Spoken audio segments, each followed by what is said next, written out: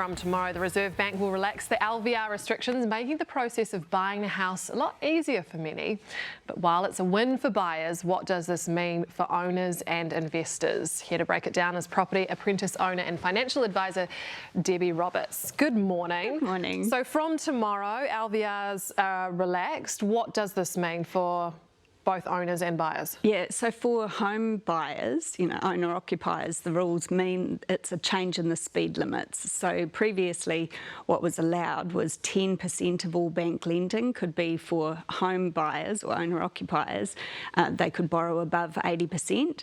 Now it's 15% of all bank lending is allowed to be above 80% for owner-occupiers. So that literally means that for anyone who's out there looking at buying a home, if they're limited by their deposit, if they don't have 20% deposit, their chances of getting a loan approved have just increased by 50%.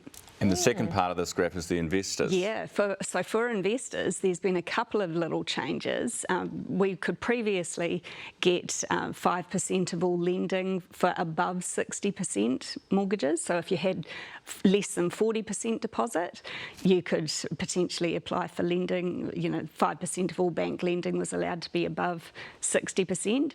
Now it means instead of having to have a 40% deposit, investors will need a 35% deposit, and 5% of all bank lending will be allowed to be above that.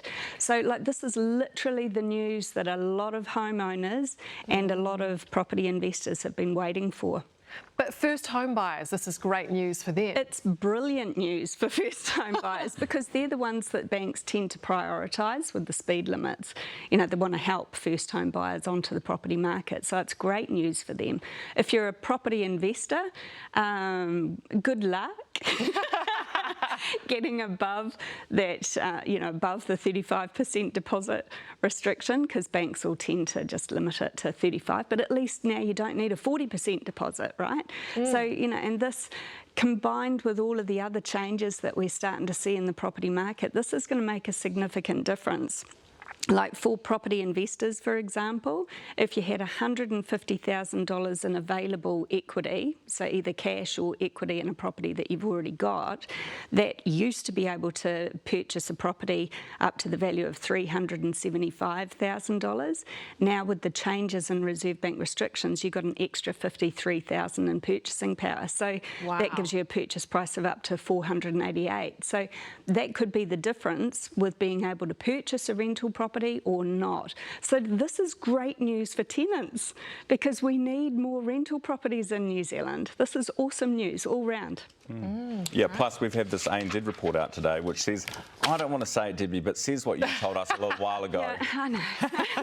about a change in fortunes when it comes to the property market that was out last night from ANZ. Yeah, so the market's on the move, slowly but surely. Thank you so much for your time this morning. That's property apprentice owner and financial advisor Debbie Roberts.